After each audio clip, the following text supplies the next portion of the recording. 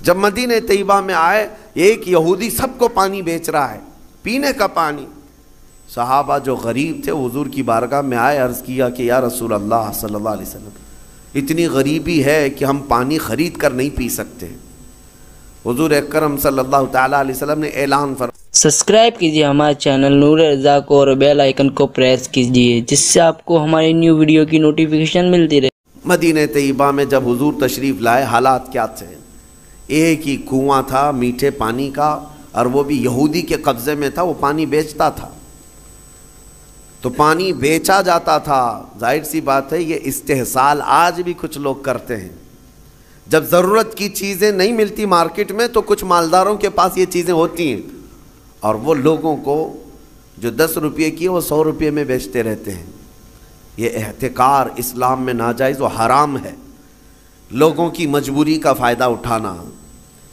جب تمہارے لیے ضرورت تھی، یہ 5 روپے کا ماسک جو ہے 50 روپے میں بھی بیچا جا رہا تھا، کیونکہ اب لوگوں کو ضرورت تھی۔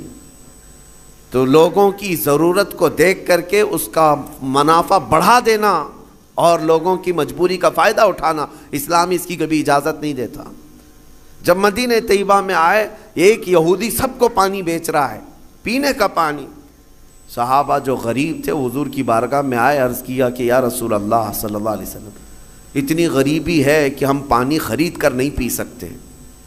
حضور اکرم صلی اللہ تعالیٰ علیہ وسلم نے اعلان فرمایا، کوئی ہے ہم میں سے جو اس کنویں کو خرید کر کے اللہ کی رضا کے لیے وقف کرے اور مسلمانوں کو پانی پہنچائے، اس کے لیے اللہ تعالیٰ جنت کی پوری نہر عطا فرمائے۔ حضرت عثمان غنی کھڑے ہوئے، مال والے تھے، پیسے تھے، کہا کہ یا رسول اللہ صلی اللہ علیہ وسلم مجھے اجازت دیں، میں یہ سودا کرتا ہوں۔ گئے، لیکن ماننا بھی تو چاہیے۔ جو مالک ہے کنویں کا اس کے پاس آئے، یہودی تھا، اس سے کہا تو یہ کنواں مجھے بیچ دے، اور ریٹ لگانا شروع کیا۔ کتنا جو تھا ہی نہیں اس وقت کا ریٹ، آپ نے 1000 درہم سے شروع کیا، 1000، 2000، 3000، 4000 درہم چاندی کے سکے کو کہتے تھے۔ 10,000 درہم پر بھی لگائے، وہ دینے کو تیار نہیں ہوا، کہا نہیں میں بیچوں گا نہیں کنواں۔ پھر حضرت عثمان غنی نے ایک راستہ ہی نکالا، کہا اچھا ٹھیک ہے تو نہیں بیچے گا، پارٹنرشپ میں تو کر لیتے ہیں، آدھا آدھا کر لیں گے، تو آدھا مالک میں آدھا مالک، ایک دن تو بیچ ایک دن میں بیچوں گا۔ وہ اس بات پر راضی ہوا کہ کنواں تو میرے پاس ہی رہے گا، پارٹنرشپ میں لے لوں گا۔ 12,000 درہم چاندی کے سکے دے کر حضرت عثمان غنی نے کنویں کی آدھی ملکیت اپنے حاصل کر لی، آدھی ملکیت لے لی۔ اب اس کے بعد طے یہ پایا تھا کہ ایک دن یہودی کے قبضے میں رہے گا، ایک دن حضرت عثمان غنی کے قبضے میں رہے گا۔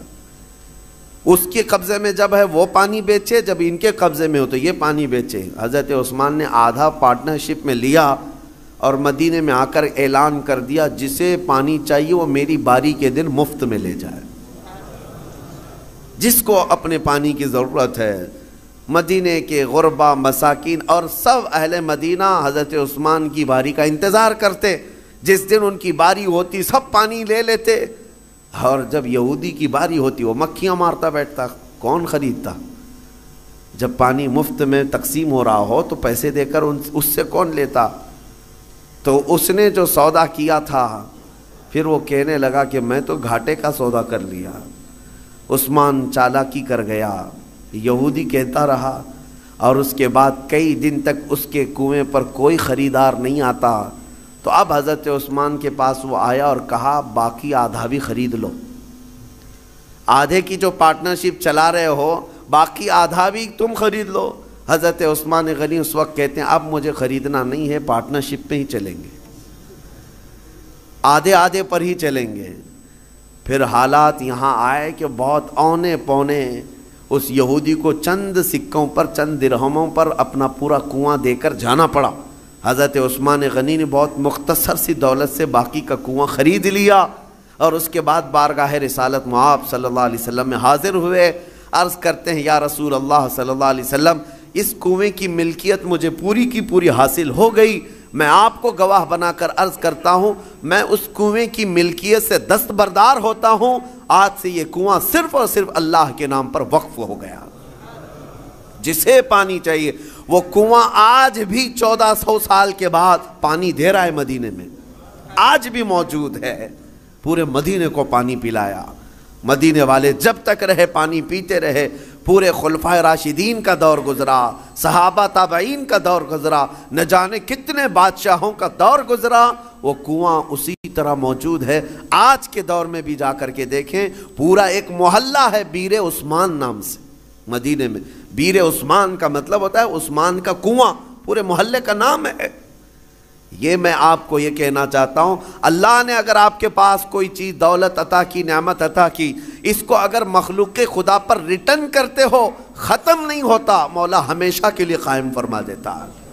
اور قرآن میں وَأَمَّا مَا يَنْفَعُ النَّاسَ فَيَمْكُثُ فِي الْأَرْضِ، جو لوگوں کو نفع دیتا ہے وہ زمین میں ہمیشہ برقرار رہتا ہے، لوگوں کو نفع دیتا ہے وہ زمین میں برقرار رہ جاتا ہے۔ آج کے اس ظالمانہ نظام کے خلاف میں بات کروں گا۔ اقوام متحدہ UN کی رپورٹ کے اعتبار سے، ابھی پچھلے سال کی بات کر رہا ہوں، 2022 میں تقریباً 53 کنٹریز ایسی ہیں جس میں 11.5 کروڑ لوگ صرف بھوک کی وجہ سے مرے ہیں۔ 11.5 کروڑ لوگ بھوک مری، یہ دنیا کا اتنا بڑا وہ ہے۔ میں پوچھنا چاہتا ہوں، یہ رپورٹ نکالنے والے وہ بڑا ادارہ ہے، وہ بڑا ادارہ ہے اقوام متحدہ UN، جن کے پاس بڑے بڑے کنٹریوں کے بادشاہ آ کر بیٹھتے ہیں میٹنگوں کے لیے، تو رپورٹ نکالنے والوں کو کیا یہ شرم نہیں آتی کہ افریقہ کے غریب بچوں کی تصویریں چھاپ دیتے ہو؟ عربوں کی سونے کی کرسی کو کبھی کیوں نہیں ہلا کر کے پوچھتے کہ تمہارا ایک لقمہ ان کی زندگی بناتا ہے؟ کیوں نہیں پوچھا جاتا؟ دنیا میں یہ نظام نہیں ہے۔ دنیا آج مالداری کے حصول میں اور کمپٹیشن میں اتنی آگے بڑھ رہی ہے، ہر کوئی مال میں کمپٹیشن کرنا چاہ رہا ہے۔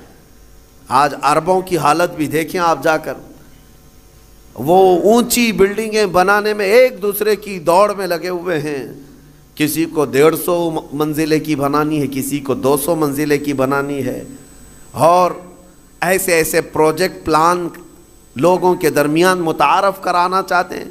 سعودی بھی دوڑنے لگ گیا، قطر بھی دوڑ رہا ہے، UAE بھی دوڑ رہا ہے، مال کی ریل پیل اتنی ہے، لیکن ان کے قریب میں یمن کے 50 لاکھ لوگ بے گھر ہیں، سیریا کے، شام کے، عراق کے، فلسطین کے بچے کھانا تو دور، بیماری میں دوا کی ایک گولی انہیں میسر نہیں ہے، وہ چھوٹی چھوٹی بیماریوں میں دم توڑ جاتے ہیں، مر جاتے ہیں۔ ہے تو امت مصطفیٰ، ان مالداروں سے سوال ضرور ہوگا، ضرور ہوگا۔ ان کے بغل میں بلکہ ان کے سائے میں وہ تمام قومیں ہیں جو چیخ رہی ہیں، لیکن کسی کی چیخ ان کے کانوں تک نہیں آتی۔ آپ جا کر کے دیکھیں، کھانا ان کے کھانے کا طریقہ یہ ہے کہ 2-4 ہاتھ بڑے برتن پر رکھ کر کے عرب اس کو فیشن سمجھتے ہیں، باقی پورا کھانا گٹر میں پھینک دیا جائے، پورا کا پورا بکرا بنایا جائے، 2-3 چمچ اس میں سے گوشت نکال کر کے باقی پھینک دیا جائے۔ یہ ہم نے اپنی آنکھوں سے دیکھا ہے، 1-2 نہیں، کئی کنٹل کی تعداد میں کھانا اس طرح پھینک کر کے بہا دیا جاتا ہے، اور ایک طرف ایک بریڈ کے لیے، ایک روٹی کے لیے سیریا میں بچے دھوپ میں دن بھر قطار لگا کر کھڑے ہوتے ہیں۔ کوئی ریلیف بانٹنے والی تنظیم آتی ہے، اور جو لوگوں سے چندہ کر کے وہاں جا کر کے لوگوں کو خیرات کرنے والی کوئی تنظیم آتی ہے، ایک گاڑی آتی ہے تو بچے ایسے جھپٹ پڑتے ہیں جیسے چیل جھپٹتی ہے۔ ہمارے ساتھ ہوا ہے، ہم بس لے کر کے عراق میں جائیں تو بس کا دروازہ کھولنا مشکل ہوتا ہے، بچے اس طرح سے پورے دروازے کو لٹک جاتے ہیں۔ اکثر تو ہمیں یہ ڈر لگتا تھا کہ کوئی بچہ ٹائر کے نیچے نہ آ جائے۔ ڈرائیور سے ہم بار بار کہتے بھی تھے کہ اتنے بچے ہیں، ایک بار بس کسی محلے میں چلی جائے تو 100-150 بچے 5 سال سے 7 سال کی عمر کے، دیکھو تو ان کے چہرے گلابی رنگت خوبصورت ہیں، لیکن الجھے بال، پھٹے کپڑے، اور ہمارے کپڑوں سے لپٹ جائیں، اور بانٹنے والا تھک جاتا ہے۔ مجھے یاد ہے 11ویں شریف کے موقع پر بکرے ذبح کر کے ہم نے اپنا نہیں پکایا، ان غربا اور مساکین کے جو ریفیوجی کیمپ تھے اس میں لے کر کے گئے۔ ایک ایک گوشت کا ٹکڑا 1.25 کلو کا ہوتا تھا، पाव किलो का गोश्त का टुकड़ा एक एक को तकसीम किया जा रहा है। बच्चे इस तरह से झपट करके लेते और मैंने देखा हमारी आंखें भीग गई थी। वो जब गोश्त का टुकड़ा लेकर अपनी झोपड़ी में जा रहे थे तो चूम चूम करके आंखों को लगा रहे हैं और पुकार पुकार करके अपनी अम्मा से कह रहे हैं कि गोश्त आ गया घर में, गोश्त आ गया घर में। ये कैफियत उन ममालिक की मैं बता रहा हूँ जहाँ उम्मत मुस्तफ़ा आबाद है। मेरे अजीज़ों, ये दर्द इसलिए कह रहा हूँ, एक तरफ सरमायादाराना निज़ाम है, अरबों की पैसों की रेल पेल देखो, इनको सोने की कुर्सियाँ बनाना है, सोने के कमोड बनाना है, इनको लग्जरी गाड़ियों का कलेक्शन जमा करना है। और कोई अमेरिका और सुपर पावर कंट्री का कोई बादशाह आए, कोई बड़ा लीडर आए तो उसको सोने की जंजीरों से और उसको गिफ्ट से भर देना है। लेकिन एक गरीब को 2 लुक़मे खिलाने की इनके अंदर तौफीक नहीं। ये सारा मसला सिर्फ तौफीक इलाही से है। इसीलिए रमज़ानुल मुबारक में उन लोगों का एहसास करो। अगर एहसास नहीं है तो फिर जीने का कोई मकसद भी नहीं है। एहसास ही सबसे बड़े ईमान की तरफ ले जाता है।